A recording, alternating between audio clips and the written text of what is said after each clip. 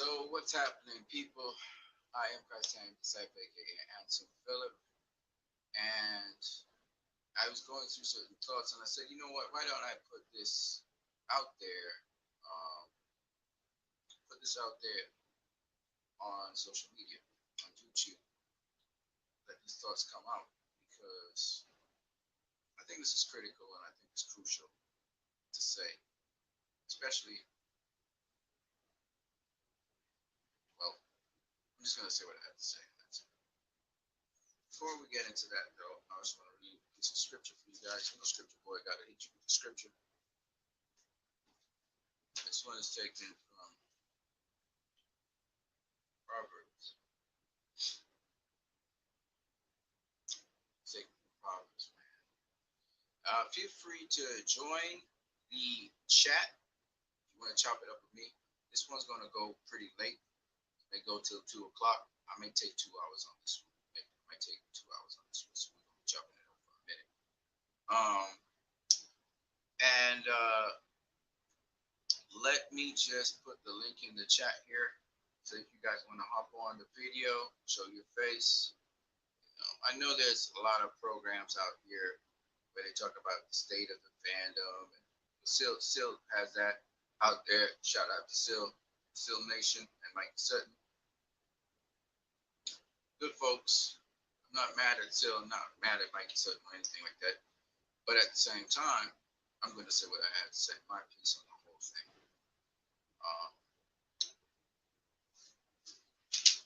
Okay, let me put the link in the chat right here. Okay.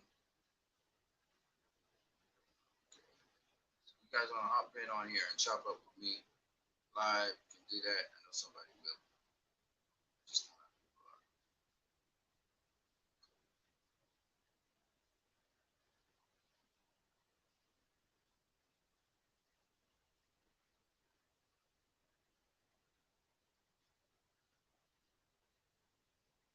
cool. So the link is in the chat. If you want to hop on here, show your face, and talk, I made the scripture.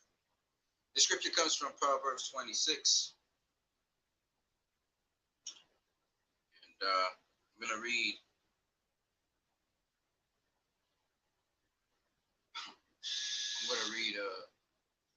Proverbs 26, verses 1 to 3.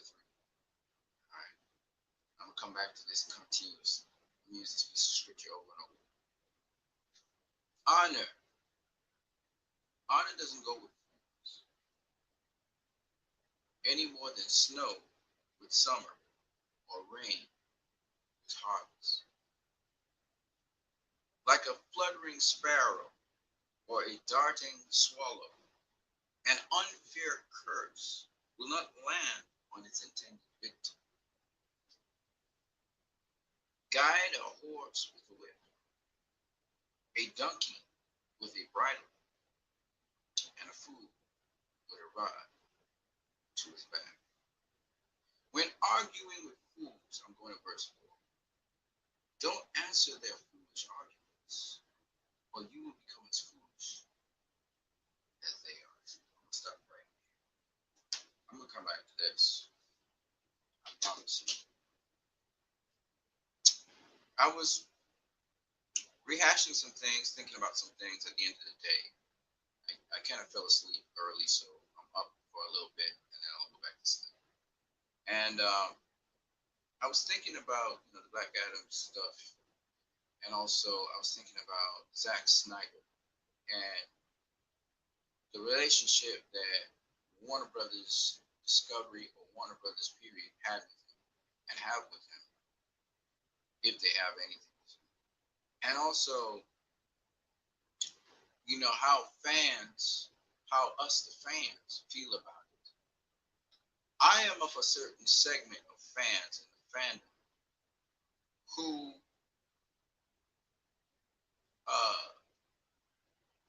if Warner Brothers got our dollars, I'm telling you right now, they would make billions of dollars on their films. But it's not that they don't get what we want. It's not that they don't get who we are. It's that they don't want the fans to feel they have power.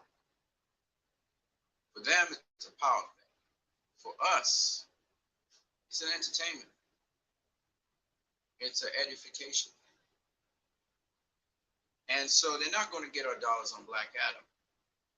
Some who are saying they're fans, who totally contradict themselves, are not really fans in the fandom like that. Okay? So I'm going to go through scripture, Proverbs 26, verses 1 to 4. Again, I told you I was going to come back to this. I'm going to repeat it, and then I'm going to go back into what I had to say.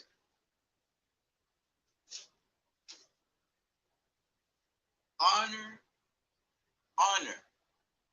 doesn't go with fools any more than snow goes with summer, or rain with harvest.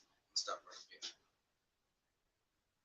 A fool is not necessarily someone who the world considers stupid. A fool is sometimes a person the world considers smart. Someone who feels they can outsmart another person and get away with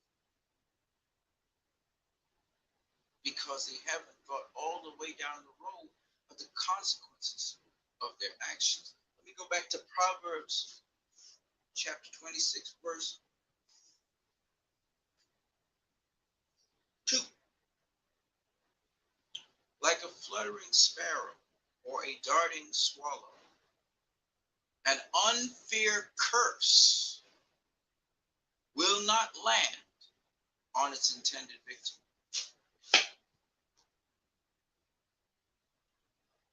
The book of Proverbs is called that because it is supposed to be a book about wisdom. Okay? Wisdom.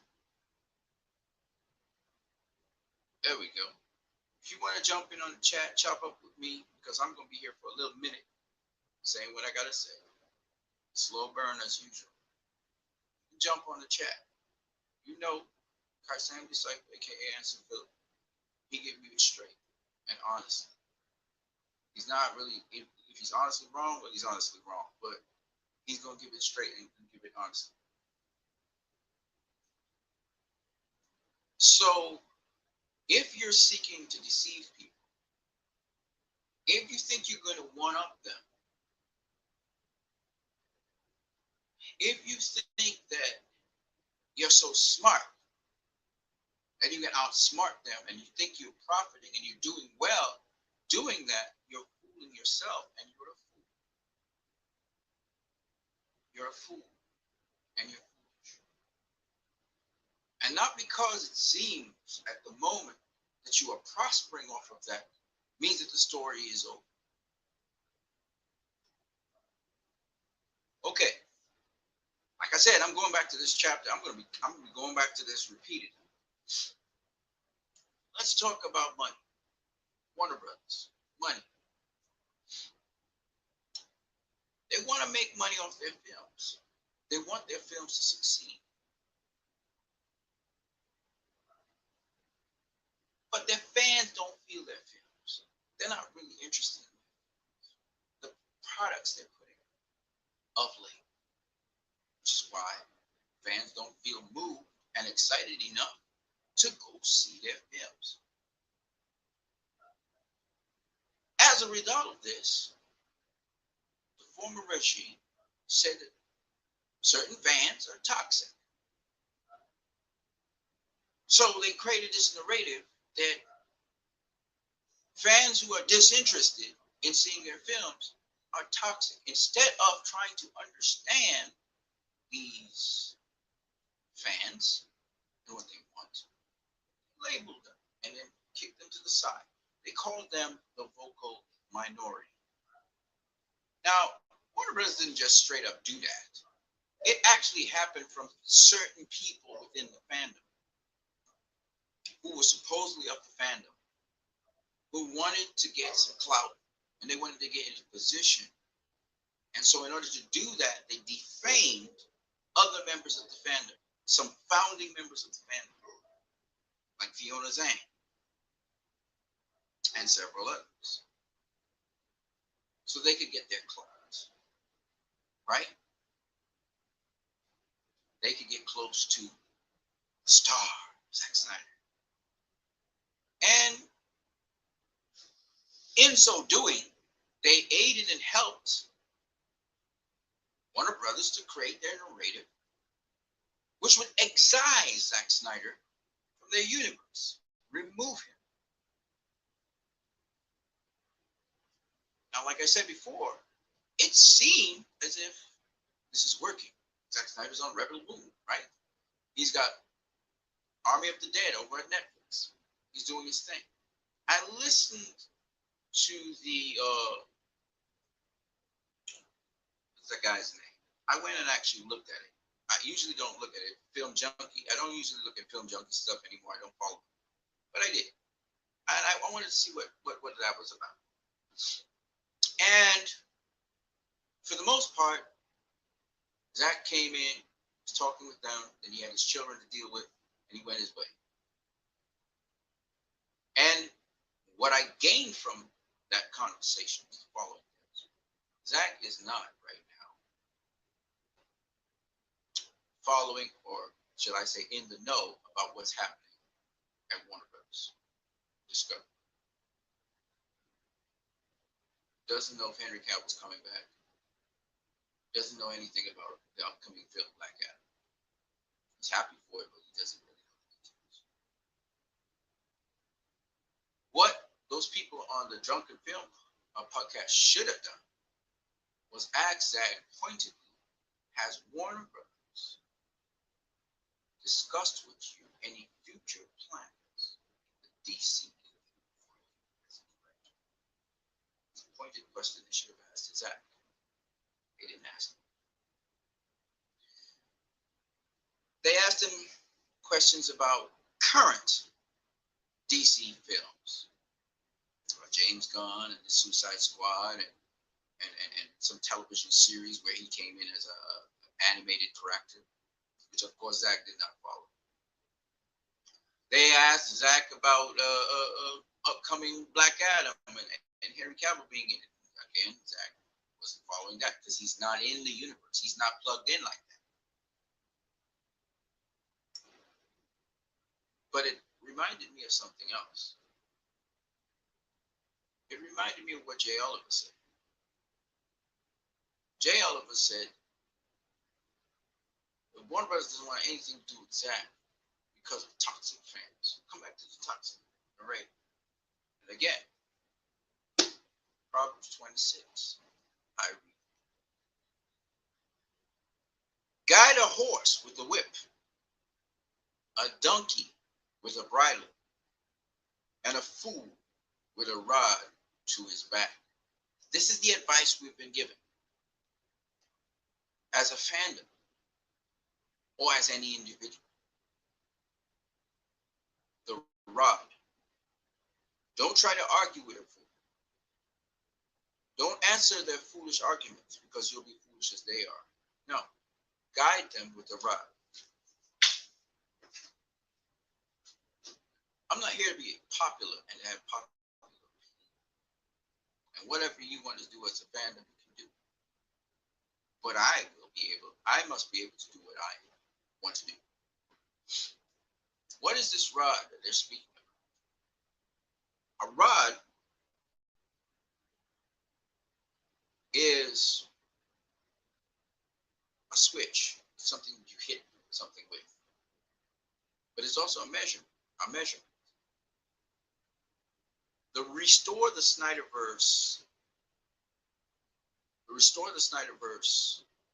fandom, their purpose for saying that is so that Zack Snyder can return to do his 2 movies and complete his 5-hour film.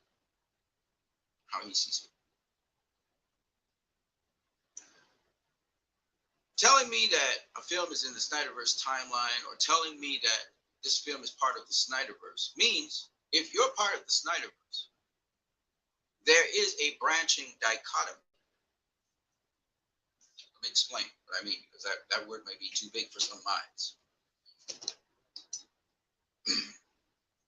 Man of Steel and BVS are two movies of the SnyderVerse. Wonder Woman came after. The fourth film of the SnyderVerse, well, no, sorry, the fifth film of the SnyderVerse, because they had Suicide Squad or Studio Squad. But the fifth film of the SnyderVerse was where the dichotomy begins. It was where Justice League 2017 came about instead of Zack Snyder's Justice League that we got. Now, mind you, Zack Snyder's, and this is a very important point, Zack Snyder's Justice League that we got was a better version than the version we would have gotten in theaters because it had more runtime. And Zack was able to put more characters in that movie that he would not have put in. So Zack went all out with Zack Snyder's Justice League. We got a 4-hour cut. So it's actually a better thing that we got it this way. The only thing that has not happened yet is it hasn't been put into theaters. So the dichotomy comes right there. 2017. Okay? This is where it diverges. When you talk about the SnyderVerse, 2017 is a critical point where the SnyderVerse diverges from what you could call the Hamadaverse, you can call it the Justice League verse, whatever you want to call it. But at the end of the day, it is not the SnyderVerse. The movies that came after this had a lot of humor in them, a lot of jokes, awkward or not.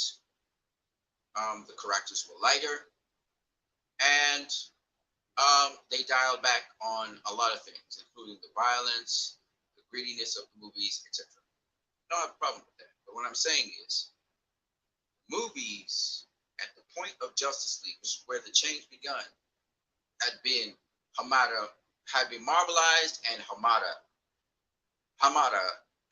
is the best way to put it. Okay? And Jeff Johnized. So that what we ended up getting, an Aquaman that was not, just look at the Aquaman icon. The Aquaman icon we ended up with was not the Aquaman icon that originally was. James Wan was trying to work out how these characters would speak underwater. And then all of a sudden he just flipped the script and he said, I just speak underwater. Okay? James Wan was doing a dark, sort of gritty, sort of, yes, swashbuckly, still funny, but dark and kind of horrific, because James Wan comes from horror. Sort of horrific, yet at the same time vacillating between that and also adventure and so on. That was the original plan for Aquaman, kind of like Pirates of the Caribbean. Spooky, scary, but at the same time, it has a certain lightness to it. That was what Aquaman was supposed to be.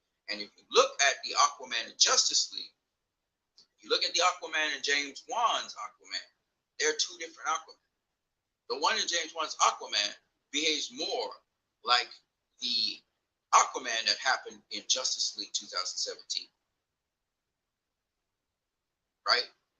He's not as serious as the Aquaman we saw, or reflective as the Aquaman we saw in the Snyder Cut.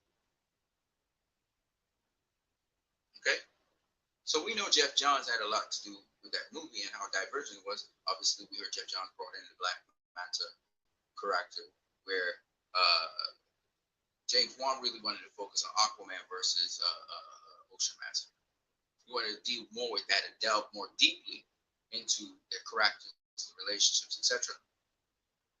But obviously, and then Bulko was changed, obviously. You saw Bulko in a totally different design. And again, that's Jeff Johns doing something like that. So you can tell Jeff Johns marvelized the movie quite a lot, which is why it kind of felt flimsy, which is why the story was more of an adventure. There was no punchline. There was no morals to teach. There was none of that. It was just an adventure flick, like a kind of action adventure flick. That's what it was. And then James Wan did an animation on HBO Max, and it's the worst thing I've ever seen of Aquaman. It's just a spoof. It's a comedy.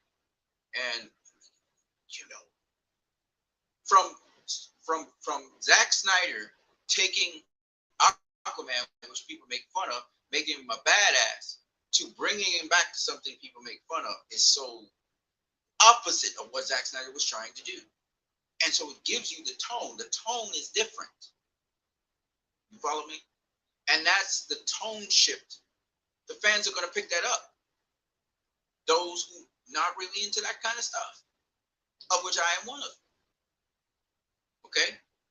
If I wanted that kind of stuff, I'd watch Teen Titans Go. No, I don't watch Teen Titans Go. I only watched it because Zack Snyder was on it. And when I watched it, it is, to this day, the most popular episode on Teen Titans Go. Zack Snyder made history. It is the most popular. This is official. It's the most popular episode on Teen Titans Go. Okay? Remember, Teen Titans Go replaced Teen Titans. Why would you do something like that? I don't know. Okay? But the point is, the Zack Snyder issue was tremendous because of the action sequence that J. Oliver did, which we learned Zack didn't have anything to do with that. People with Teen Titans Go, they said we're going to do a badass thing, and they did, and it looked great. Now, my point anyway is this.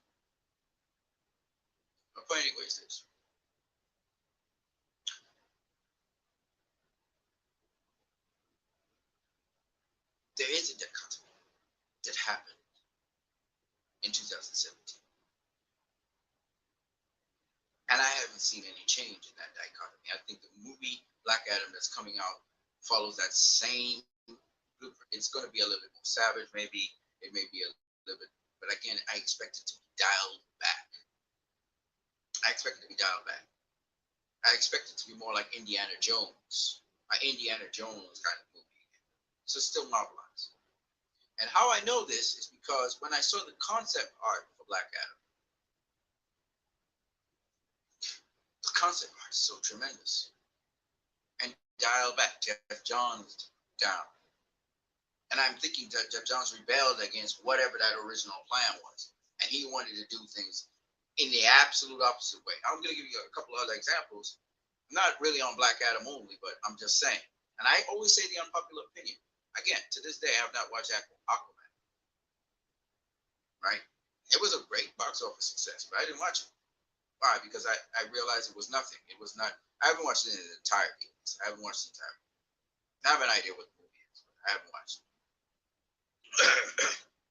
One, love the action scene on the top of the houses. Excuse me. The reflux. But ultimately, in the end, not interested. Okay? And the reason being, the story's paper thin. Okay? It's an adventure. But where James Wan wanted to delve deeper into the relationship between Aquaman and Ocean Master, he didn't get that opportunity. And in fact, the attack on the surface, which was supposed to happen, was a sideshow of the piece, which is where I guess James Wan wanted to explore that as well, and the relationship of Aquaman to humanity. Let's go a little further. So there's a dichotomy between what we have been getting of late and what was before. Let me make another. Pick up this Bible again and read.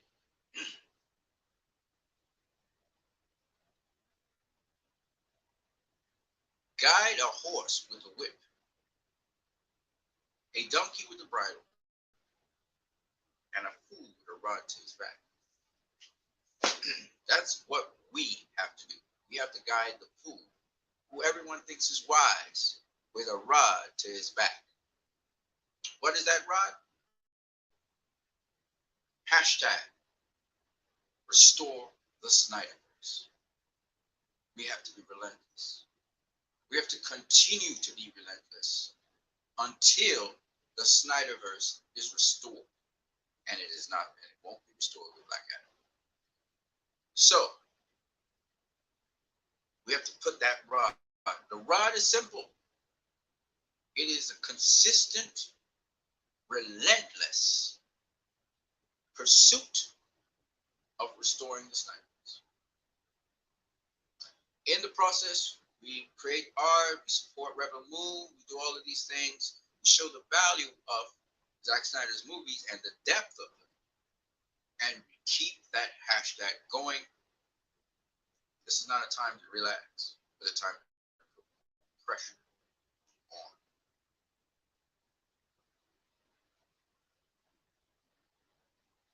Warner Brothers had a prime opportunity to get everybody on board.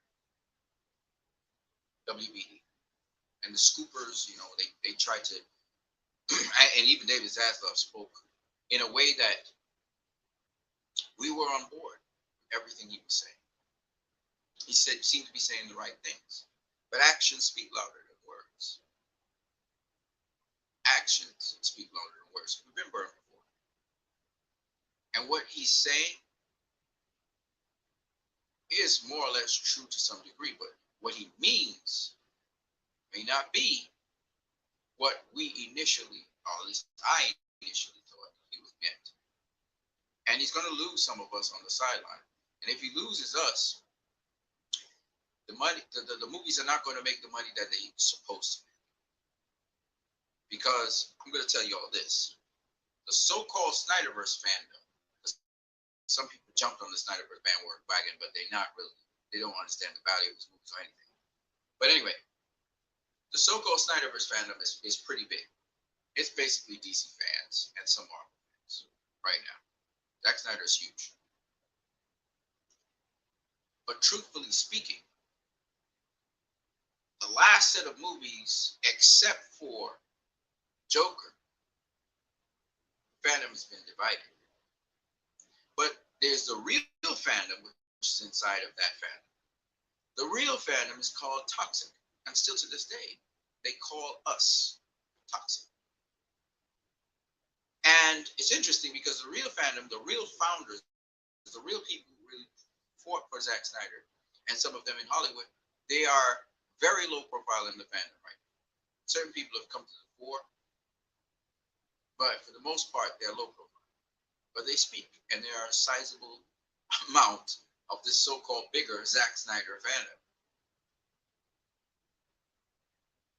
When WB pushes these people away, which is exactly what they're doing here, because we are being labeled detractors, we are being labeled toxic without saying it, because they know they can't say toxic anymore.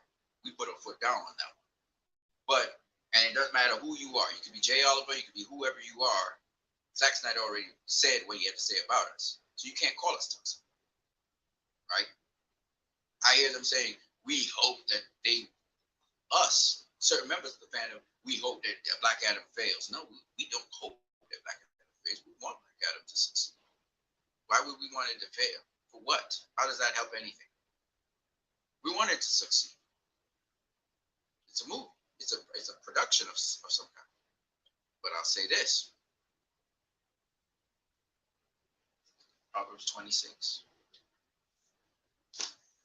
See, it's just life, things that happen in life. This is just the consequence of actions.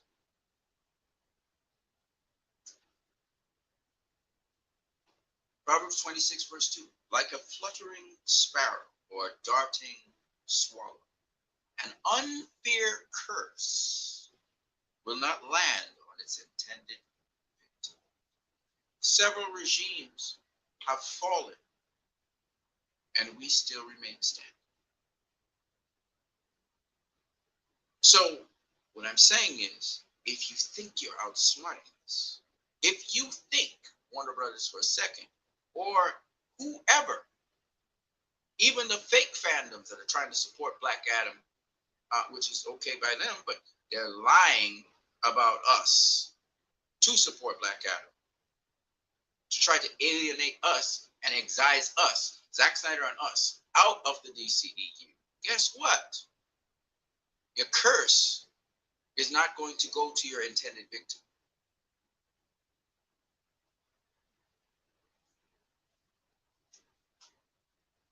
Remember, honor doesn't go with fools any more than snow in the summer and rain in the harvest.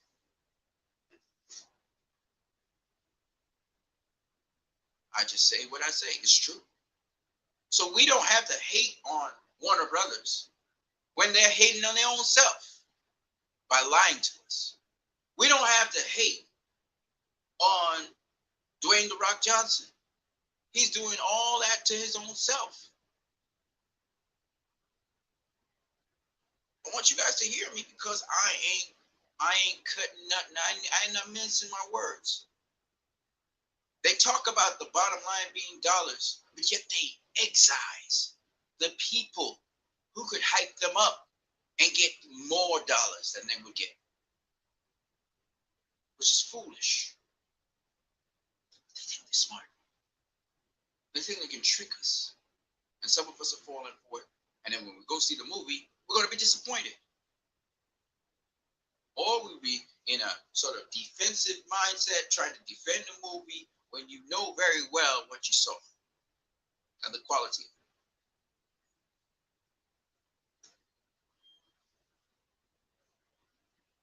My point is very simple. In DC and the DCEU, I don't know how it works in other places with video games and stuff, because Prime likes to say, it doesn't matter what the fans want. The company's going to give you what they want to give you. Maybe that happens with video games, but in movies, it don't happen. The last set of movies, they flopped. You know why? Because the fans didn't dig it. They didn't dig their movies. They didn't vibe it. They wasn't even interested. Let me explain, because I'm not finished. See, you want the fans to be excited. And you see it. Zack Snyder comes on Teen Titans. Bam! Best ratings of Teen Titans in a long time. Why is it everything he touches, there's excitement around? Everybody's excited for Rebel Moon. Everybody's excited for this, excited for that. You're not getting that with Black Adam. You don't get that excitement. I don't feel excited about Black Adam at all. I was remotely interested in it. And now I'm not, because I know the truth. I know it's the same old, same old. They're about to see. Because it's the same players that made the movie. The same objective of those players.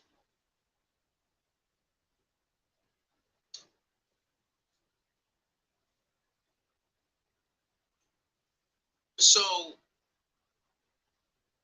you can't pull a fly on me. I ain't gonna drink it. You take a weapon of assassination and call it a deterrent. You can't pull a fly on me. I'm not gonna drink it. So right there, day one, you lost a whole set of people. They're not gonna make a big show. Everybody else want to make a show and say, "Oh, Black Adam, Black Adam, Black Adam." They could go ahead. But for those who know better, unless Dwayne "The Rock" Johnson and company link Black Adam directly to the Snyder Cut, just like how they accidentally link Black Adam to Justice League. That's why I said there's a dichotomy. To sort that out and level that, you got to bring the Snyder Cut in. You can't just do that and then say, "Oh, I'm gonna put more Black Adam here." No. Now it's on you. If you're really serious about it, it's on you. You think you can play games? You think you can fool people? You can't fool me. And you're not fooling us, the real ones. So we may sound negative to some people and toxic or whatever, but the real ones, and y'all can hop on here, there's the link right there. The real ones of us know what's going on. And Seal, I like Seal and everything. He was a scooper and all of that. But still, you should know better than that. You know what is really going on. I'm gonna break down something because I was talking to myself. I said,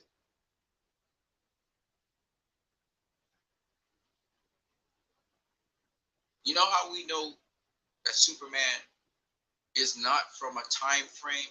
It's in the present. It's after Zack Snyder Justice League. Amanda Waller gives it away. Amanda Waller. Because at first I was thinking, Man of Steel suit. Okay, maybe it's between Man of Steel and Batman v Superman. And then I thought, no, Amanda Waller only came on the scene after Superman died. Started Task Force X with Argus. That's how she emerged. So this is after Superman has died. I've heard some people, supposedly members of the fandom, saying canon don't matter, and I was like, "You mean canon?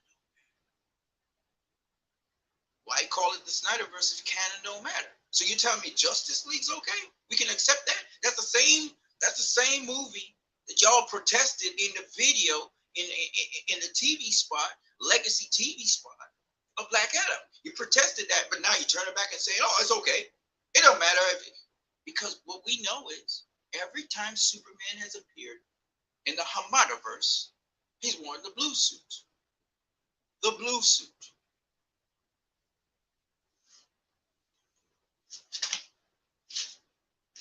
This is after Justice League. Superman ended the movie in the black suit. People saying, well, why can't he change it? Because Zack Snyder said that he changes it when he's under the influence of the anti-life equation. He continues onward in the black suit. Black Adam versus Superman in a black suit would be lit. That would be lit. Are you guys crazy? Why is that you can't see that? It's Jeff Johns screwing around with everything. Why you guys can't see that? It's Jeff Johns who wants the blue suit. And Hamada and they want to keep the blue suit going. How can you not see this, people? They think we're fools. Because the movie is a Jeff Johns, Walter Hamada movie. It's not a SnyderVerse movie. It just isn't. The whole tone of it and everything, you will realize, is a Walter Hamada, Jeff Johns movie. I don't want to say no more. I don't want to call it trash. But it's a movie that I already know, and the vibe of it, I already know. That's not a movie I want to go see. So I'm not going to go see it. But here's the thing. Even though it's not my type of movie, Warner Brothers Discovery, by saying, listen, man, or Zack Snyder had told us that, yes, Justice League 2 and 3 has been greenlit, or they've made a guarantee, or they want him to do those movies. That would drive me to go into cinema and support a movie I don't even like. Because the fandom that supports Zack Snyder is loyal. And we go see stuff just because we know something else good is going down the road. That's not the case with this movie. Even me as a fan, I tried to send messages to Warner Brothers Discovery on Twitter. I'm repeat. There are two changes that need to happen in that movie based on the TV spot that I saw. First one is don't clash stuff with Zack Snyder's Snyder Cut. Don't do it. Why are you doing that? Why are you telling me that Black Adam was 5,000 years ago and you fell asleep 5,000 years ago, and before all superheroes and villains, he was the only power. Why you say that? That contradicts the Snyder Cut completely. It's the absolute diametric opposite. Then he's sleeping 5,000 years like the mother boxes. It tells me that Jeff Johns screwed up Zack Snyder's Justice League with the Justice League 2017 so he could have the narrator. He stole the narrative from Zack, and he wanted that narrative for Black Adam. So when Zack Snyder's Justice League came out, it kind of spoiled everything when it comes to that. So the mother boxes were sleeping for 5,000 years. Black Adam was sleeping for 5,000 years. There was a dark power and dark side. Black Adam's a dark power. Get it? So what I'm saying is, Black Adam was before all heroes, but there was an age of heroes more than 5,000 years ago. So all I'm saying to you guys is that it's diametrically opposed. The story itself is diametrically opposed, where it overlaps. So it can't fit into. It can never accept Zack Snyder's Justice League as canon. But there are two changes they can make, what I see based on the movie, to show some continuity. It doesn't have to fit the canon perfectly, but it does need to fit the canon, which is Superman in a black suit, which can be digitally changed. Okay, they can. I mean, we have fans online who can make Superman go into a black suit. Okay, so that can be digitally changed. And then the other thing that's important is to make sure that Black Adam's narration, where the connective tissue comes with Justice League, because the movie is basically self-contained, right? It's going to deal with its own thing. But where it overlaps with Justice League, make sure that it lines up with the Snyder Cut. Because Black Adam drawing from the Snyder Cut is basically, let me break it down to you guys like this. Connective tissue again. So all the Hamada movies that actually did well at the box office, at least they made some profit, were connected to the SnyderVerse. Aquaman, Wonder Woman, Suicide Squad. Let's start with Suicide Squad. Suicide Squad called back to Superman's death and continued from there. Wonder Woman called back from Bruce Wayne in BBS and Picture.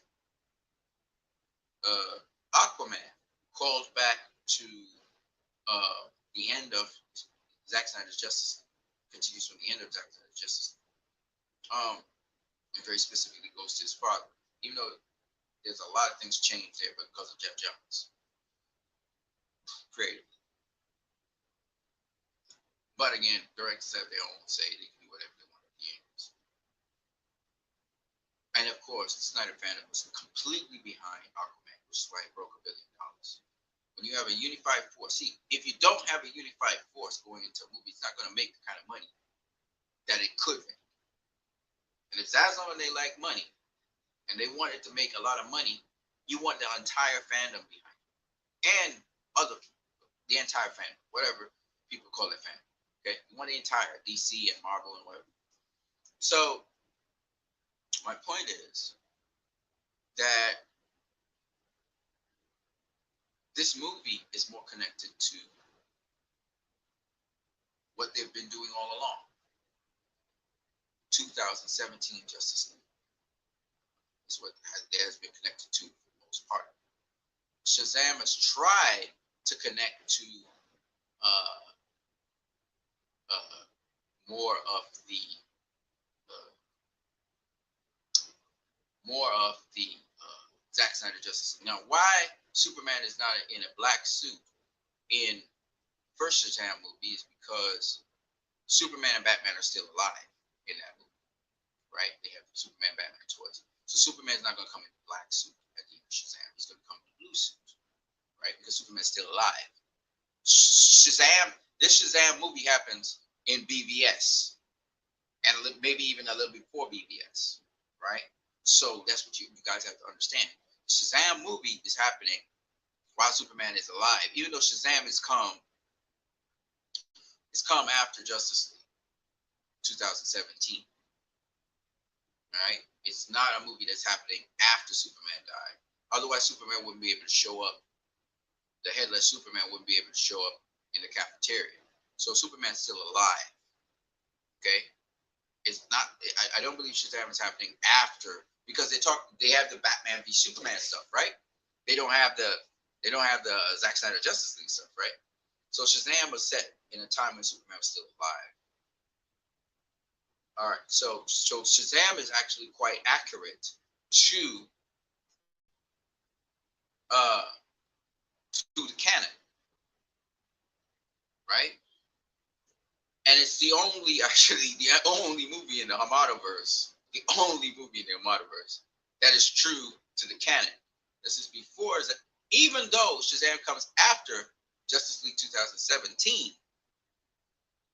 uh, it's actually calling back to BVS, Batman v Superman times, right? So that's a very important point that I think we keep forgetting. Um,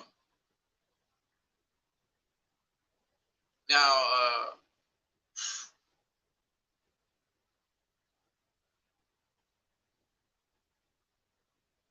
I don't know. I don't know. Maybe it is. Maybe it is when Superman comes back. I'm not too sure.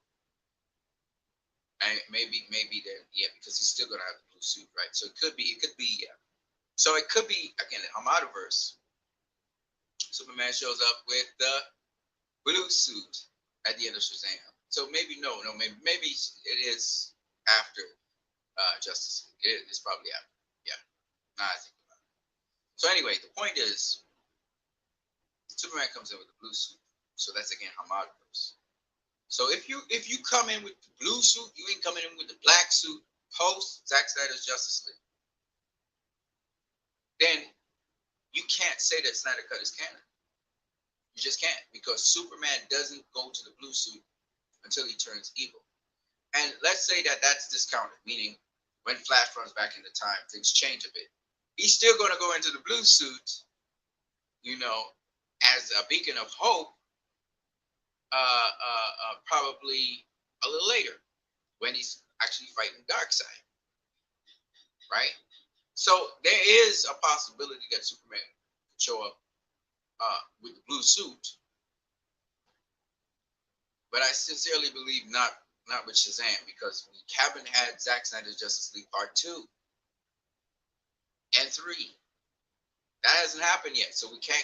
The chronology keeps on going the way it's going. So he's in the black suit right now until Justice League Part 2 and Part 3. He's in the black suit. Unless you're going to skip over those things, and then we have to go through those movies, and Shazam is happening way into the future, which it's not. Well, how do we know this? Amanda Waller again. She's the timepiece. She's the time marker. So ultimately, in the end, Shazam is happening. It was happening, but again, it's not completely lined up with the Snyder Cut because Superman's the blue suit. And similarly for Black Adam. Okay? And then, of course, they want to use the John Williams score, or at least they said in the screenings, it was the John Williams score and Superman show. But I'll say this. They can correct this thing quite easily. Superman, like I said before, needs to be on some sort of mission of some kind. All right? And it has something to do with the Justice League. And Black Adam, maybe he's sent to control Black Adam or whatever. And they clash. So it can happen, but Superman needs to be in the black suit. And the other thing is, some of the narrative in Black Adam that has to overlap with the Justice League, it needs to be properly synced in with what the Snyder Cut is. It's not a big set of stuff for the movie, because most of the movie that's happening was self-contained. It's just letting that connective tissue happen so that all of the fandom can be happy. All of the fandom can be glad that they went to see the movie. And, another very important point. The last thing that happens in that movie is probably the thing we need to work on the most, because that's going to leave a lasting impression. The movie can be crap, from beginning to almost to the end, but that last punchline, if they can get that last punchline, how they treat Henry Cavill, how they relay him across to the audience, is really what is going to make the difference with that movie and have a lot of people supporting it. Because again, this movie is going to tell us something about what Warner Brothers Discovery is doing and which direction they're going. But I'm not going to be watching it. I'm definitely going to find out about it and hear about it to see if they try to do those things. They try to make those adjustments, but clearly they're not doing that because we haven't seen a trailer where they tried to course correct in terms of linking themselves and attaching themselves to the Snyder Cut. See, when those movies succeeded, even Shazam succeeded by attaching itself to BBS. Even though they were not perfect with the Snyder Cut, like I said before, not perfect with everything. They didn't get the Superman that they wanted. I'm sure David Sandberg wanted Henry Cavill to show up in the cafeteria, not a headless guy. Okay, definitely not. In the blue suit or the black suit, I don't know. You remember Snyder Cut didn't come out there, so even I didn't know if it was the black suit he was going to come out in. And then I found out he is coming out in the black suit. Again, awesome, right? And some of the advertising campaign before all of this happened, Superman was in the blue suit. So I'm just saying. But Warner Brothers had made a mandate that Superman was supposed to be in the blue suit. But thankfully, because Zack Snyder was going all out that 4-hour cut, he came in the black suit. Yes, oh glorious that was. And we would love to see some more of that glorious black suit. If you ask me, it would get me hyped. So let me put this out there. If Black Adam, there's a couple things Black Adam could do to get everybody on board, even if it's a crappy movie, which I think it's going to be. Is what I mean by crappy, I mean generic, Marvelish movie. That's what it looks like. Even Hawkman looks like he's kind of mechanized. It's stuff that it don't impress me, right? But anyways, it looks very generic to me. Okay, the characters feel very CW-ish, generic. They don't have a distinctive look.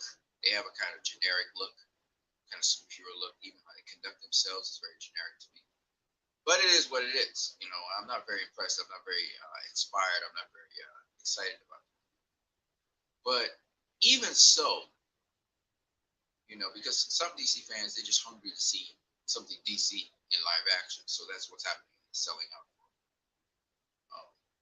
But for me, I have a certain taste in movies, so I wouldn't be somebody who just fall for anything. I just don't do that. But to get people like myself and Damian Anthony Vincent and all these other people into the Black Adam movie, you got to show me that you clearly have just turned a totally different direction to Walter Hamada. That you took control of this movie to some degree, and you're carrying in this direction, which is what I was hopeful of, and that's what made me interested. So David Zaslav needs to come and say, hey, listen, that Black Adam movie need to have some of the Snyder Cut footage in it. You put the Justice League footage, replace that with Snyder Cut. You have to deal. Hold on, let me see this. You got to be like this. Guide a horse with a whip, a donkey with a bridle, and a fool with a rod to his back. Zaslav got to put that rod on Jeff Johns and those guys' back. Hamada, Jeff Johns, use the rod that you got, use the power that you got, and tell them, hey, you got to do it this way or else. You got to put that rod down. You got to take a stand. You got to make a statement. That Black Adam need to make a statement. That's how you get fans to rock hard with you. You know why fans supported Aquaman even though it was a pile of crap? Because Jason Momoa stepped on the gas and he supported us and the movement. And so we rocked back and we supported him heavy. I didn't, but the rest did, right? And I'm going to say something else about fans like myself. Even if Shazam wasn't a movie that I particularly, I'm excited about. I wasn't excited about it. I would retroactively purchase Shazam as a movie, giving Warner Brothers money because of David Sandberg and his commitment, even though he didn't have the ideal conditions towards consistently paying homage and respect to Zack Snyder's work that he's done so far. Even though he's in comedy and he's making fun of things, because that's the greatest art. Even if you're making fun of you, he's Stevie highly enough to make fun of you, right? So I think I will. I have not purchased any SnyderVerse movies. In fact, I haven't purchased Wonder Woman, which is an excellent SnyderVerse movie. I will be purchasing it. Um, uh, but I may purchase Shazam. I may purchase Aquaman just for my collection because these guys show that they really like what Zack Snyder does, and they want to to follow that timeline. Okay, and I may go into the cinema and watch Shazam: Fury of the Gods, even though that's again the kind of acting by Zachary Levi. No disrespect to Zachary Levi, but I don't particularly like it. But I'd go and support the movie because David F. Sandberg keeps on pulling out Snyder Cut footage on the movie. He gets old clips and he puts it together. And I'm saying, this guy is linking Shazam continuously to the Snyderverse. What Black Adam did was he linked Black Adam to Batman, Superman, and Wonder Woman from BVS. Okay, that's what he did. And he linked Aquaman from Aquaman. Okay, and if you look at Teen Titans Go, Superman, Batman, Wonder Woman, Aquaman was Zack Snyder's direction, but he did not acknowledge Superman, Batman, Wonder Woman, or any of them, or even villains, or like Steppenwolf and so on, from the Snyder Cut. You see, they were doing well until Steppenwolf. They pulled Steppenwolf from Justice League, which means you are looking at Superman, Batman, Wonder Woman from Justice League, not from the Snyder Cut. I don't care if it was from BBS. I don't care if you're pulling footage from BBS, but you're doing a mind game with us when you sneak in Justice League. You're trying to trick us, and that's foolishness. And Hamada's been a fool. Jeff Johns has been a fool, and now The Rock is being a fool. Emmerich was a fool, and Sarnoff was a fool, and they all left. You the last of them, and you might fall too because you're a fool. So the only way to get a fool to do something is not to argue and debate with him, it's to use the rod on him. And that's where Mr. David Zaslav need to put the rod on this fool back. That's right, I call him a fool. Put the rod on the fool back and tell him, yo, connect that thing to the Snyder Cut, because that's the version of Justice League I want. I don't just want Justice League. I want the Snyder Cut version of Justice League. He got to get adamant about that. Because that's what Hamada, Emmerich, Johns, all of them put their foot down and said, no. It's better you put back more Black Adam than you go with a Snyder Cut version. We're not using it. I want you guys to understand what I'm saying, because I'm going to take my 2 hours. We're close to an hour. I'm going to take my 2 hours. Again, I invite anyone who wants to step in here. You don't have to have the same opinion I have. Step in here on the link. Come through. Because I know y'all going to watch my video anyway. And you're going to watch the whole 2 hours. Okay? So I know what it is already. But I'm going to say my piece. Didn't I tell you I was going to repeatedly read Proverbs 26, 1-4? I'm not playing.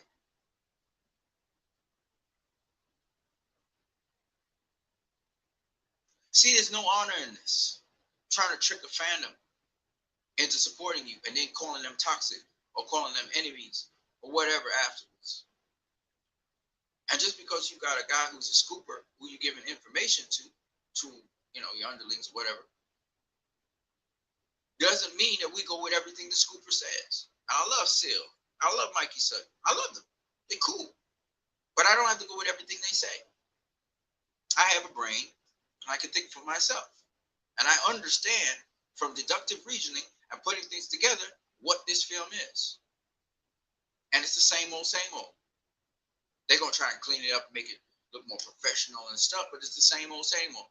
And that's what Damien Anton Vincent knew. Because if it wasn't the same old, they done already come out and try and link this movie to the Snyder Cut. They done already. You're talking about you want to face the Justice League. What version of Justice League are we talking about?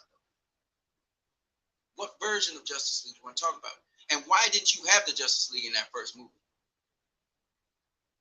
Why do you have the Justice Society of America? Why did the cut of Steppenwolf in the trailer Legacy even come into play? Who put that there?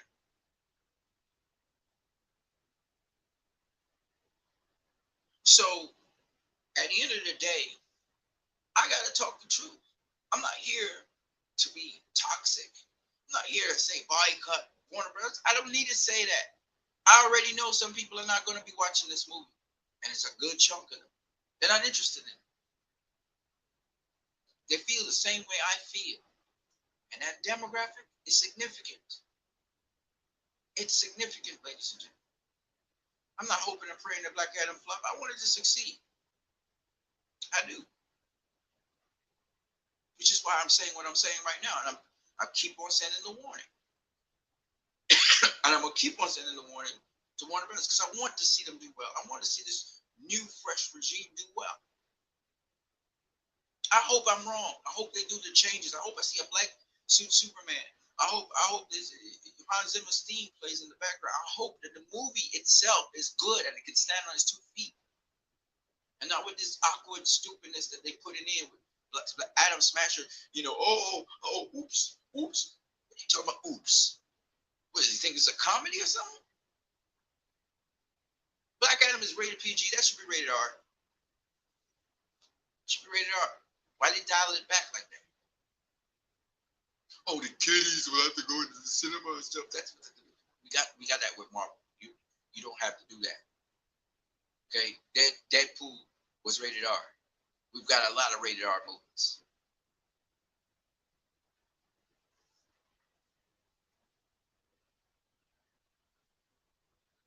Honor doesn't go with fools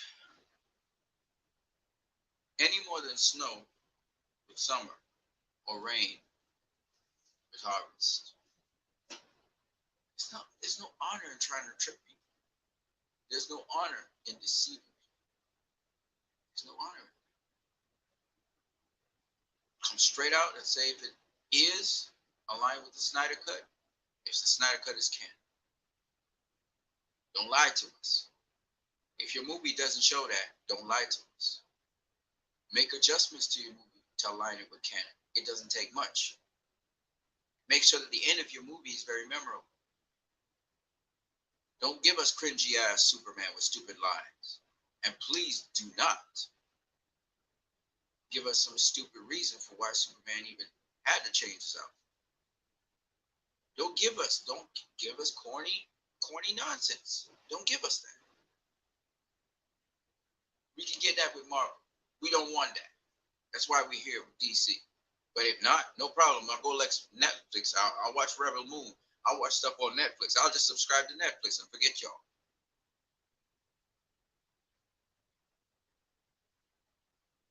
Restore the SnyderVerse. Restore the SnyderVerse. Still and Mikey Sutton been wrong before. In the last DC fandom we had, they said that, Air Cut might come out. Wait and see. That was just to get people interested in tuning into DC fandom, which none of us did. You think with this movie here, you think we're going to just all just, no, the fake ones of us who call themselves Snyder Cut fans who are going to go see this movie. Right? And some of them are DC fans and they're going to go support anything that DC puts out. They're going to watch everything that DC puts out. That's what it is.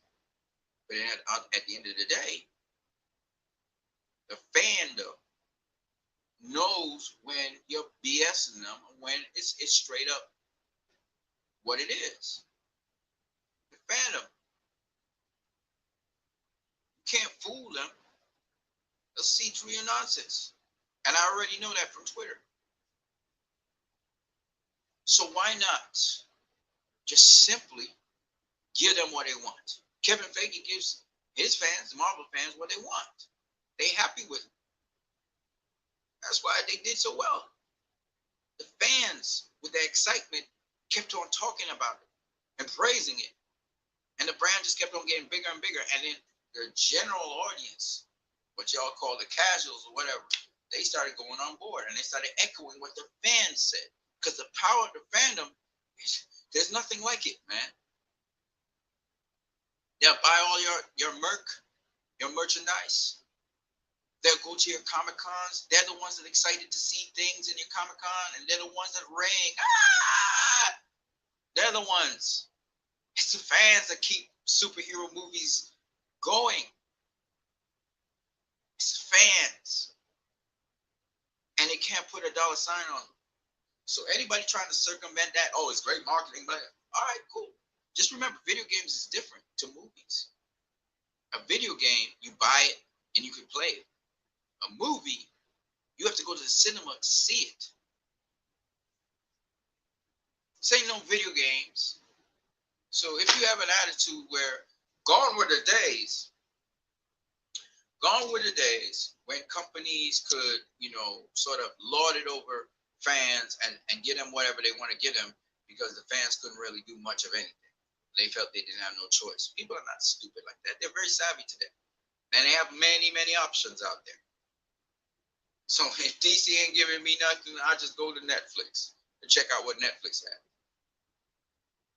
If Netflix don't want to give me anything, there's Hulu, Amazon, Disney Plus, Paramount Plus. I got options. I don't have to watch DC. I don't have to. In fact, I don't even have to watch comic book movies. There's many good movies out there. There's many good content. So I don't have to watch comic book movies. They make it sound like just because you are dedicated to seeing something through doesn't mean that you have no options. So this is what these guys don't get, and they don't understand. And no matter how much strapped for cash David's ass up they are, because I know what Hamada and they did. I know the nasty, dirty play they played. They're very dirty people. Zaslav and company needs to put down their foot and say, nope, this movie's not coming out like that. Otherwise, it might flop, or it would not make the kind of money that it's supposed to make. Okay? Because from what I hear, there's a lot of cringe in this Black Adam movie. And again, thanks to Jeff Johns, right? Just like there was a lot of cringe in Wonder Woman. Right? I don't know if a James Gunn movie. I didn't watch it. He said it was good. It was cringy. That Peacemaker commentary was cringy. Plenty cringe. So, I don't know. It's not my kind of movie. Okay? It's not Raised by Wolves, I can tell you that. Right? So, I don't know what they mean by quality. That was cringe. Okay? I believe The Batman was one of the more top quality movies. I don't know. I haven't seen it, so I can't tell you.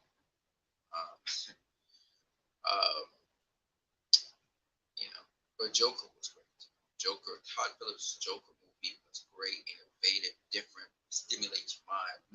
Up to this day, I still haven't fully gone through that movie. It's fantastic as far as I'm concerned. That was quality. And that's the kind of thing I like. I like Joker. I like Zack Snyder's Justice League. That's the kind of movies. If you want to do a comedy or you want to do something funny, you gotta come with something unique. You got something that separates the character when you see it. Like when I look at Black Adam, it doesn't look epic to me. It looks like an action movie with rock in it, but it doesn't look epic to me. You know what I mean?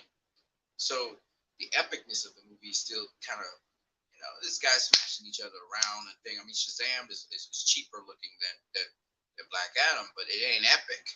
It ain't nothing you would be like, oh, like you open your mouth, like when the Flash was running back through time visually, it's just crazy. Ain't nothing like that. You know what I mean? So, I mean, it is what it is. I mean, I'm not gonna say much more about that, but except to say, you leaving money on the table, Warner Brothers. You leaving a lot of money on the table. A lot of money on the table. Whatever Black Adam makes, hopefully it makes like maybe over 500 million, maybe. Maybe it doesn't. Maybe. I don't know. We'll see. But whatever it makes, I know the budget's pretty high for that movie. It's maybe over 300 million. So you got to make some money. They pumped in a lot of money into that movie. So to fix it. But if you want it fixed, Mr. David Zaslav, you better put that rod on that fool back. Make sure he tie that thing into Zack Snyder Justice League. If that's what you like, if you like Zack Snyder Justice League, make sure. I don't care if it's a Hamada movie. Make sure it link up to Zack Snyder Justice. Man, do it perfectly. But make sure that thing get lined up with Zack Snyder Justice League. And make sure before you finish putting out those TV spots and trailers, you get Zack Snyder Justice League somewhere in there. So people, the fans can say to me, "Hey, look, Zack Snyder Justice League right there. What are you talking about, brother? Zack Snyder Justice." I would love that. I would love to know that I'm wrong. I want to be wrong on this one. I would love to know that Hans Zimmer's theme's playing or whatever, and Henry Cavill comes in like, oh, maybe a Black Adam, something's going on, and Henry Cavill shows up in a black suit. I would like to know that they heard and they made changes so that the narrative is more accurate. Because here's another thing I want to say that's not very popular. I think Seal and Mikey Sutton said that Black Adam wouldn't be going up against the Justice League per se, but Suicide Squad probably in the future.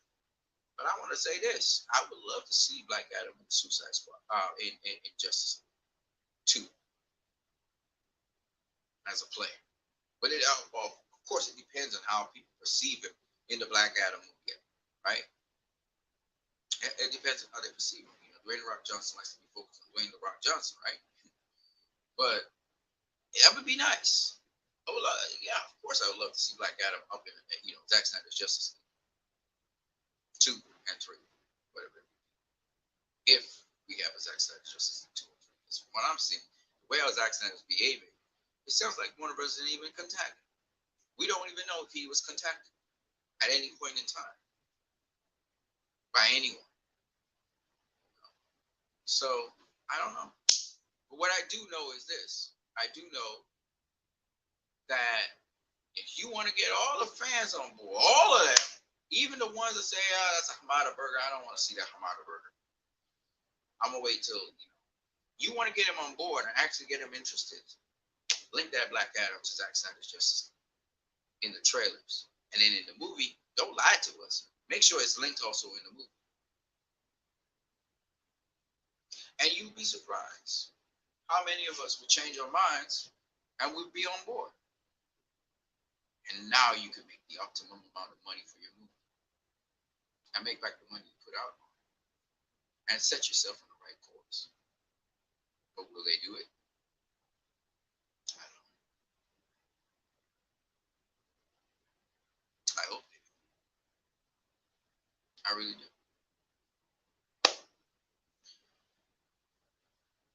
So if you want to come in here as a guest, there's a StreamYard link. I know it's early in the morning. Some people have been coming through watching my stuff and going their way. It's early in the morning, but we'll see how things go. I got still a couple minutes left. I'm going to step away from here and come back.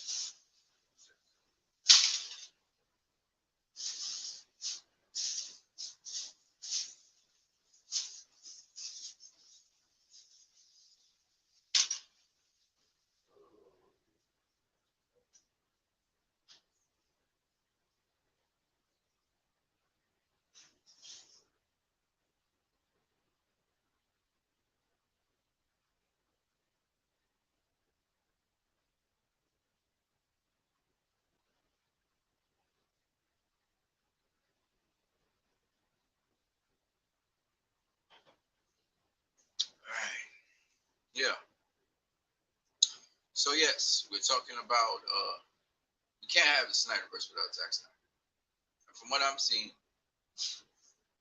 um, it seems as though they're trying to excise Zack Snyder and all of his movies out. Well, at least his Snyder Cut out of the canon of the thing.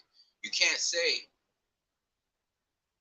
he's in the SnyderVerse timeline, but they're not acknowledging the SnyderVerse at all. Not in the trailers, not in the TV spots. They're not acknowledging it at all. You had your chance to acknowledge Zack Snyder's Justice League. You know, telling me you acknowledge BVS doesn't tell me you acknowledge Zack Snyder's Justice League. Tell me you got BVS Batman or Superman or Wonder Woman, in your universe doesn't mean that you're acknowledging them in Zack Snyder's Justice League. The divergent point was in Justice League 2017. So,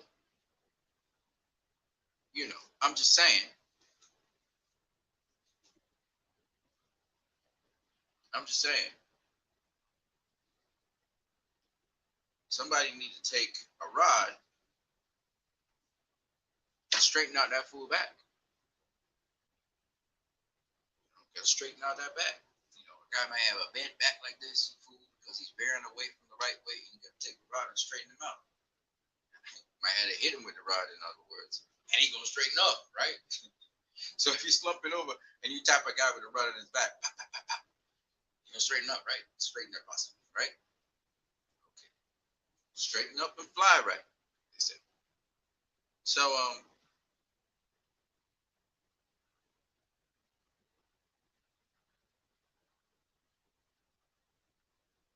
Black Adam is not in line with right now, currently, what we've seen of it. It's not in line with Zack Snyder's Justice League. Therefore, it's not part of the Snyderverse timeline. It's not. Shazam is more a part of the Snyderverse timeline than Black Adam, even though it's still bared away with the blue suit Superman. So, what I'm saying to you guys is, different directors can have different ideas, but at the end of the day, we have to stick to restore the Snyderverse. And what I'm doing here is just letting people know what's really going on. By the way, there's no leaked footage of Superman in blue suit. That was some fake stuff. The guy who is an artist on Twitter put out. We really don't know what suit Superman's going to come in, which is good. We have rumors, so hopefully it's a black suit. I'm not going to watch the movie to see that. I'm not going to watch the movie to know, because I'm just saying what changes need to be happening. If in the trailers I see changes, and I know Black Adam has had some changes, right? They've done some changes and listen to the fans somewhat along the lines of what they're willing to do. But that's not enough. And even still said, some of us would say that's not enough. And now I'm saying it's not enough.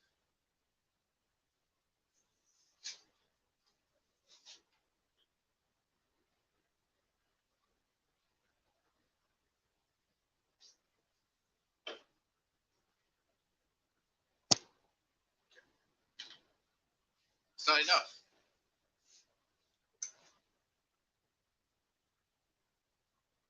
So if they want to seriously oh,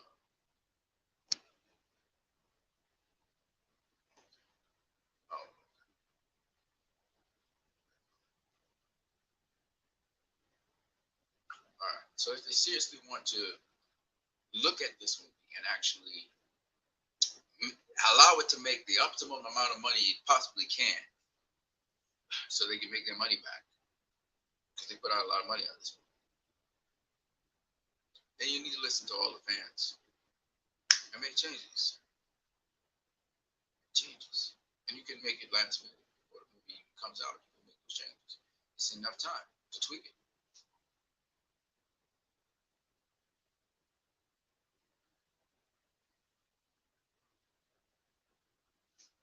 To the fandom that's defending Black Adam, defending this and defending that.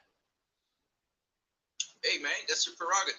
But all I am doing is coming from factual basis. I'll come from somewhere where I'm seeing certain things and I'm saying what I see. Right? I never tell somebody don't go see a movie. That's dumb. I'll tell you my personal preference. That's not a movie I particularly prefer. And the fact that the movie doesn't even acknowledge the Snyder Cut. Doesn't even. And if some people are saying this is part of the SnyderVerse, it's ridiculous. It's not. Not in any way, shape, or form. You can't be part of the SnyderVerse and you don't accept Zack Snyder's Justice League as canon. You can't.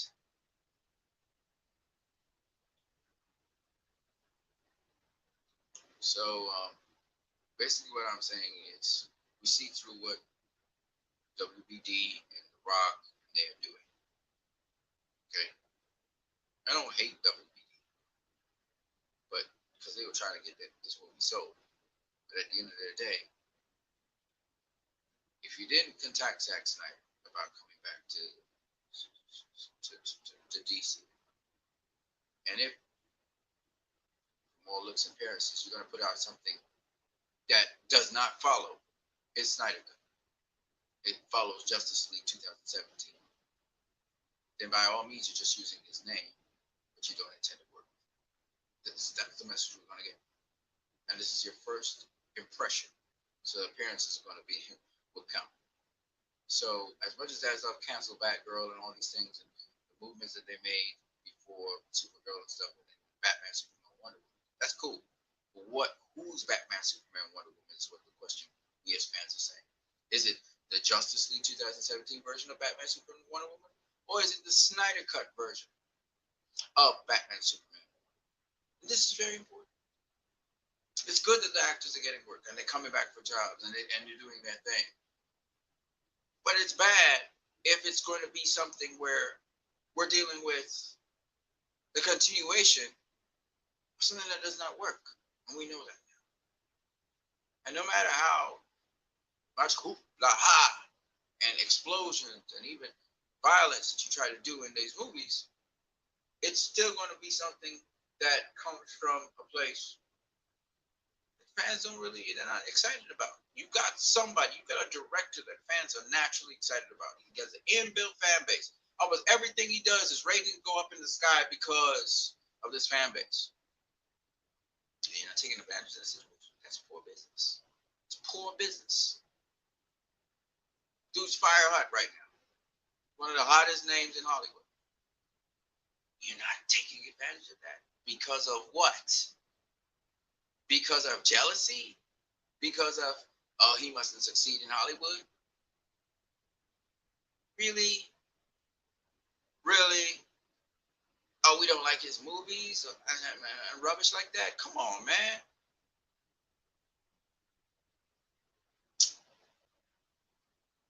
I don't see Disney talking about toxic fans. I don't see them doing that. They don't make a big deal about that because the fans bring them money.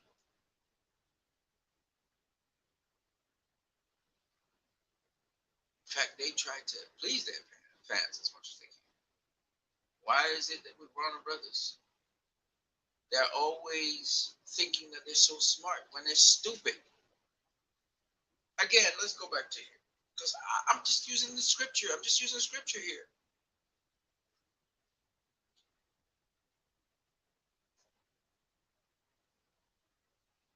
Guide a horse with a whip, a donkey with a bridle, and a fool with a rod to his back.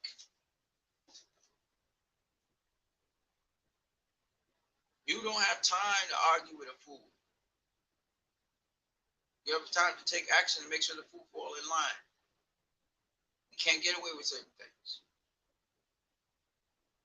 before he destroy other people's lives and his own. You got people like Jeff Johns wrecking the DCEU, man. It's wrecking it.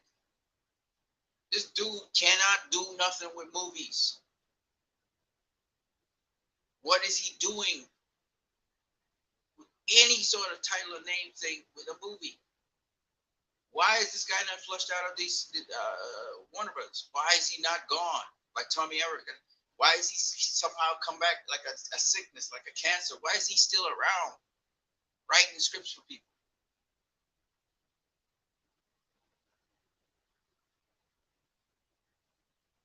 Movies is not his thing. I said that way back in when did I say? Way back when.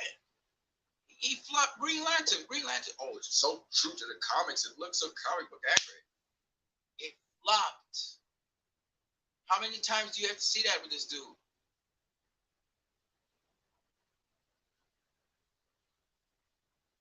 So let him write comic books. He's not a movie maker. He's a consultant, but he's not a movie maker. He shouldn't be making any decisions. He should be consulted on things. Like Jim Lee. Everything this guy touches goes to dust. So put the rod on his back, David Zaslav. Don't make this kid. Let this guy have limited input into what's going on. Just like what happened with Nolan, Zack, and David Goyer. Get it back to those days. I heard the Stargirl series about to come to an end. Let it just wrap up the day with this dude. This dude did enough damage. Him and Hamada, and they facilitated him. Move the guy out. Just get rid of him.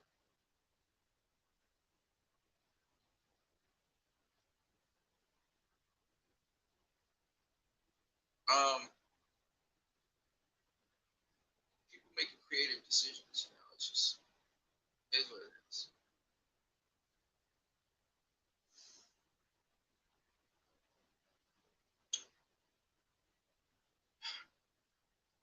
I'm not here to bash a movie or anything. So my point is, fans have been telling Warner Brothers Discovery, we want Zack Snyder back. We want Zack Snyder back. Are you going to be tone deaf again? And are you going to learn your lesson? How many flops do you need to see to know we want Zack Snyder back? He brings excitement to the DCEU.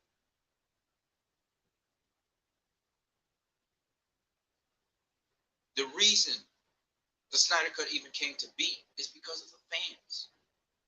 Primarily. Yes, Zack Snyder pushed us along as well. Yes, people in the industry also played a role in having it happen. Thanks to AT&T buying out the company and then really wanting to make a profit off of it. Realized Zack Snyder was the dude. We had detractors like Emmerich who didn't want it to go to theaters. And it will go to theaters. Faith, my friends, faith. It will go to theaters. It will show in theaters, as well as the air cut. If Avatar could go back in theaters and make $30 million, Zack Snyder's Justice League could do the same.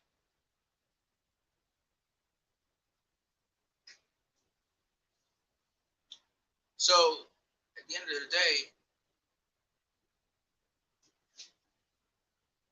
and Avatar, by the way, is a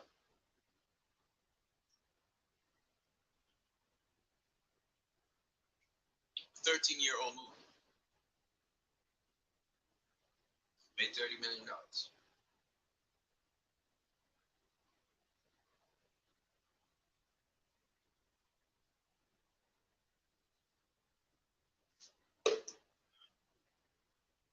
So we're going to continue to do what we're supposed to do on our end as fans, which is keep on hammering, restore the SnyderVerse. And with respect to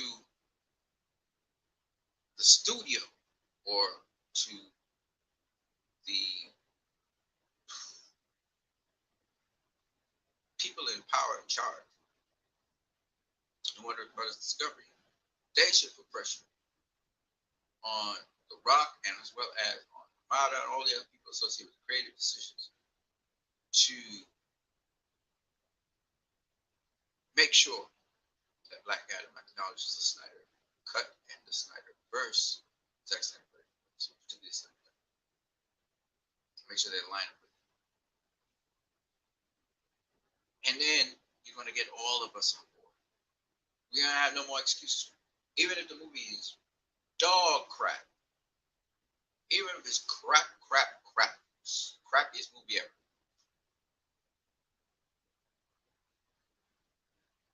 we'll support it because it links to the SnyderVerse. And that sounds crazy. Because why go to a movie and see that movie if you know it's crap? Because it's something bigger you want to encourage for. But if the movie's crap and it's pushing a certain narrative, what do I have to benefit from by pushing it forward? Which is what a lot of these other fans are not understanding. Again, there's a link here. You guys can come in as a guest on this stream. I know it's an odd hour to put the stream out. Most people are asleep or whatever. I see one or two passing through the button video and they go away. But, and some of you are watching it, but YouTube the algorithm is not picking you guys up. Sorry about that. But ultimately, in the end, defending a movie and all of that, and hoping and wishing it would do well is not enough. I see my boy Leroy Cohn came through and he said, I hope this, I'm pushing for this film to make $1 billion. It's a nice aspiration. Whether it's going to happen in reality is a totally different story. You got to have everybody on board, or most people on board. And of course, some people are campaigning to try and make that happen. Good for them. The reality of the situation is people like myself, we ain't buying it. And there's a lot of people like myself. May not be always vocal and in the foreground. Maybe vocal, some of us may be vocal on Twitter. We may not be vocal in the foreground because a lot of us already made up our minds and we don't care, right? Some of us are like, it's a hamburger burger and that's that. Not interested, right? But there's some of us who we wanted to succeed, but you got to do certain things so you can succeed. I was excited for Black Adam once upon a time last year. So I would still like to see The Rock do well and succeed and all of that, but you gotta make a statement. You gotta show that there's a change, not just in the tone of your movie, it's a change in direction, where you're going, where this movie's supposed to lead to.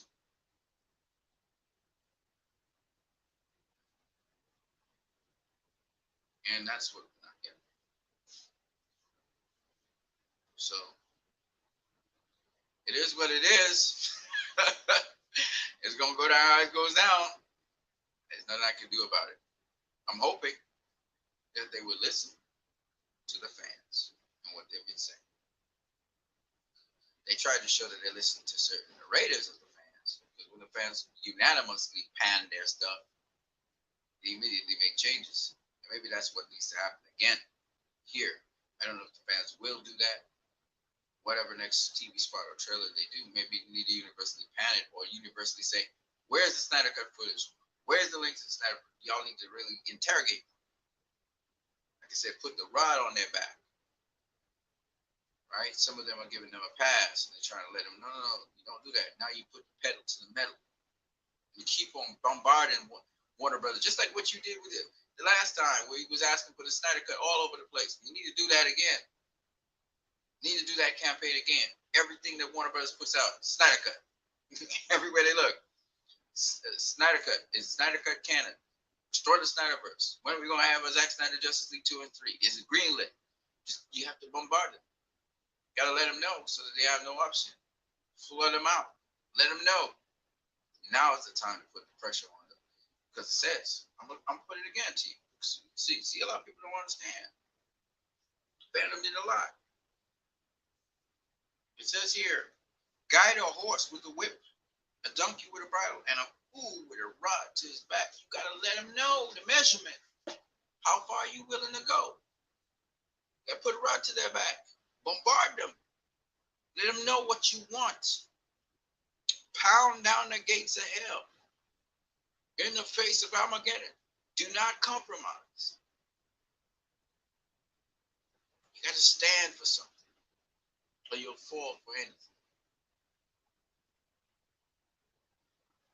Because there's some fools out here, a lot of foolish people with power. And they don't know which way to go. And you have to show them which way to go. You have to guide them. Like Superman. You got to guide them. And that means using the rod. And the rod's clear. Restore the SnyderVerse. That's what we're about. And they need to see it everywhere. On social media. And off social media. Campaigns where they were flying and stuff overhead and stuff. We need to do that. Cut Hamed, man. My boy. Shout out to him. We're going to keep the pressure on. And I hope we do. And I believe we will. Because we will. We have to. Yeah, man. We got about 23 minutes left. I'm going to go cook some food at 1:45 in the morning. So I'm going for 2 hours and I want to get out of here. Somebody going to come on this stream and we're going to cut it up a little bit. I want to talk about some of the things I appreciate about some of those movies that I saw. I'm going to go there now.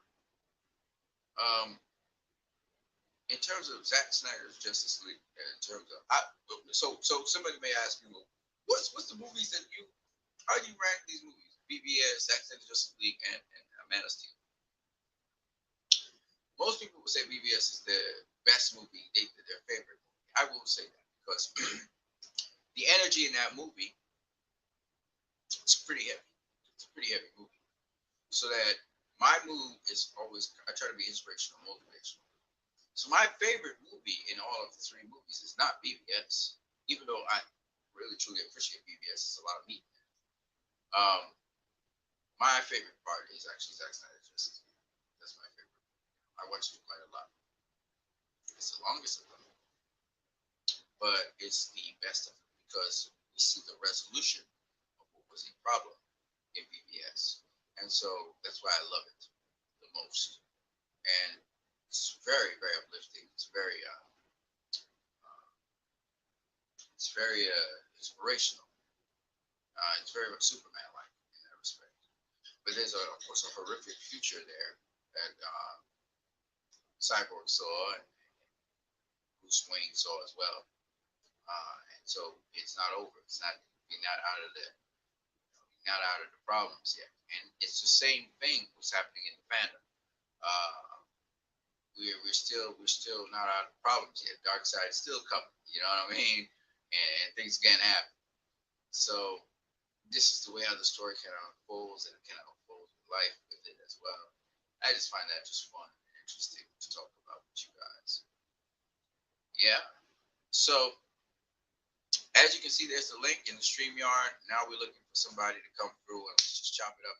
It's very late in the night or very early in the morning, whichever one you want to pick. But I'm also interested in talking with you guys a little bit from my room in the house before I go to sleep. Yeah, I need something. There's a little bit of gas coming through, but that's just what I wanted to share with you guys. Feel free to come through, and on video, you can talk to me. You can show your face. Don't show me your face. I prefer if you show your face because I like to see human beings like myself. You know, let's chop it up, man. I know it's a very late in the night, but I don't mind. Some of you I see coming through. Some of you, maybe it's morning by you. So let's chop it up, man. I am from Trinidad and Tobago, so I'm in the Caribbean. Beautiful place, beautiful weather, very sunny, very, very hot. Let's chop it up, baby. The link is right there. And let's go for it. Let's go for it. I know somebody tonight is going to come through and we're going to have a little conversation. Great. And then it's off to the races, right? You guys got 19 minutes and something to make that happen. I'm gonna step away for a minute. This is very informal as usual. My streams are usually. Oh, there's one more thing. I still haven't put the PayPal link down below for the channel. It seems like I'm sticking on that. I will get it. I'll put it down below, so you guys can always click the link. And if you want to donate to the channel, you can. All right. This is a business I'm trying to do, as well as a ministry. I'm gonna catch you guys in a second. Let me just go see if I can sort of. So I need a third beat on this now.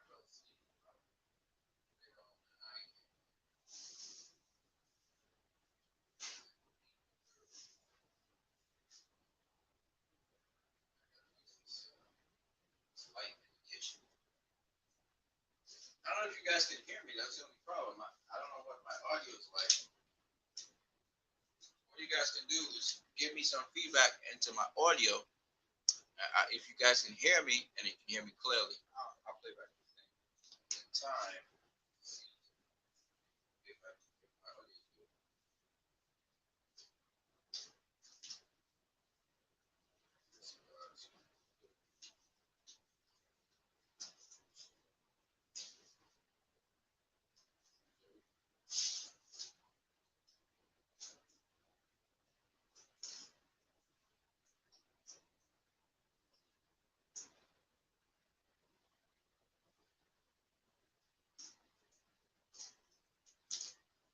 Yeah, one of the beautiful things about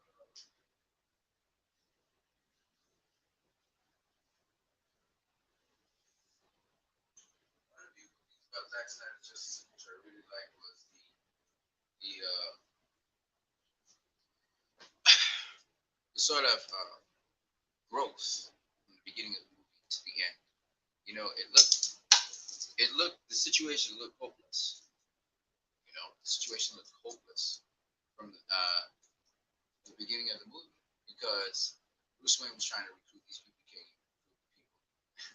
you know, he wasn't succeeding with nothing, and then Barry Allen kind of was a spark that started everything. He was like, when Barry Allen said, "I'm in," he said, "You are." He's so much shocked that Barry Allen actually said,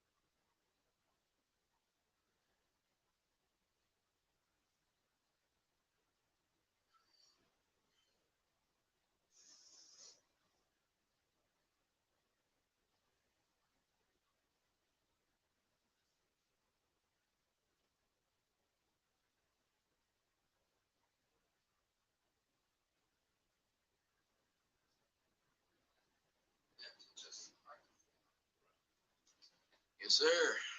That's right. Got to adjust the microphone level. Okay, so we're close to 2 hours in, and hopefully my microphone level is such that you can hear it much clearer. Um, so, yeah, Zack Snyder Justice League, tremendous film. Of course, most people universally say it's a better film than Justice League 2017, and therefore a movie that I think should reference from here going forward. So hopefully that is what Black Adam does. If it doesn't, well, it is what it is. You know what I'm saying? It is what it is. Um, we got about 7 more minutes. So if you guys want to chop up, whatever, cool. Uh, but quite frankly, we have to move on and move forward with uh, what we are asking for as a movement. Let's continue to do that. And as to everything else that's going on at present, just looking forward to bigger and better things when it comes to life in general. Trying to help out people where you can, and just being a light in this world, a beacon of hope in this world where you can. So that's basically the bottom line of what as a person would like to do and aspire towards. You know what I mean? Um, it's been great as someone who's been part of fandom, what they call it, toxic fandom, whatever you want to call it. Feel free to choose to do whatever they want with their lives once they're not harming anyone, which is what we as a fandom mostly do. We don't threaten people's lives. We don't do those kind of things. So, you know, people are going to say things that are not always positive, not always positive criticism, but they always have embedded in them, distinct truth to them. And that's the point behind it. It's not you're going to we're not here to bash anyone or anything. We may have our personal preference about what kind of movies we like, but at the end of the day, it's about constructive criticism. It's about being constructive about things. It's about letting people know the truth of the situation and moving forward with that. Um, you know, so I mean, if Warner Brothers doesn't want all money, it's okay. I mean, we get to save our money and put it to use in some other way. There's no harm done there. The only thing is they can do so much better, and they can get us on board with almost anything they want. We're not haters. We're not people who are just setting to try to destroy something or destroy it. That's not us. We are people who we were drawn to a particular type of entertainment and movies because of what it offered us kindle or interest and so on. And when there's no more interest in what we're drawn to, obviously we're not going to engage with it. Right? This is just the way our consumers work. Consumers don't find anything interesting about what they're doing, or they don't find it exciting. In terms of entertainment, it has to be exciting. And they're not going to engage with it. It's just what it is. It's not how good you are as a seller. It says you could try whatever you want. If the public doesn't want it, they're not going to take it. And you can't make somebody want something that they don't want. Because I think what they're trying to do is what we call marketing, where they can stir up people who were generally not on their own merits and with their own choice select their content. Clearly, we see that with Black Adam, where the consumers were repulsed by the fact that in the trailer of Black Adam, we had clips from the Justice League 2017 movie. So obviously, canon is important. Um, and then they go back against, they trick them into going against what they saw initially and how they responded, and some of them fall for it. But for those in the know, about Hamada stuff and so on, they never fell for it. They saw it for what it was. And me, I wanted to, still give Black Adam a chance and everything.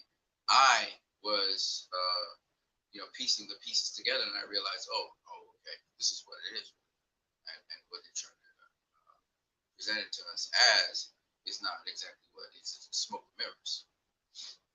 Yeah. So I'm gonna catch you guys later. I am Christ. I am disciple. We're coming on 2 minutes, and so I wouldn't bother to engage anybody at this point. And I know someone's going to come contrary to try and engage me right now. It's not going to happen. So I'm gonna get out of here. But much love to everybody out there. Much love to all the people who are involved in entertainment, all the love and care that you put into creating these creations. I'm myself a creative person. When I can get the infrastructure in place, I will try and put out some more songs that I'm supposed to put out. I have a bunch of songs. It's just that I haven't been able to get the tools. I had a keyboard there, the power supply, the connection to the power supply, it's kind of chipped and broken, so I have to get that fixed before I can do that. It costs money. And then I really wanted something so I can plug the system directly into the phone or Bluetooth it in or something so that I can use the phone to actually do my music, because I do all the music on the phone now. Mixing it in and stuff. I use a keyboard. So that's the way I wanted it. I wanted much cleaner, better quality sound. So that's what I'm kind of working on right now. Hopefully I can get that done so that I can put out some more music, because I have at least 5 more songs right now, brand new, that I'm ready to rock and roll. I even have the lyrics and everything. So probably gonna have 7 songs, and just keep on coming. And they're pretty good. So I would love to put them out there. And the songs are not very long. If they go 2 minutes, that's plenty. So anyway, that's what I got for you guys. My next channel is What You Need. What You Need, it deals with boxing. You guys can check that out on your own time. I'm gonna catch you guys later. We are wrapping up in 3, 2, 1, 0.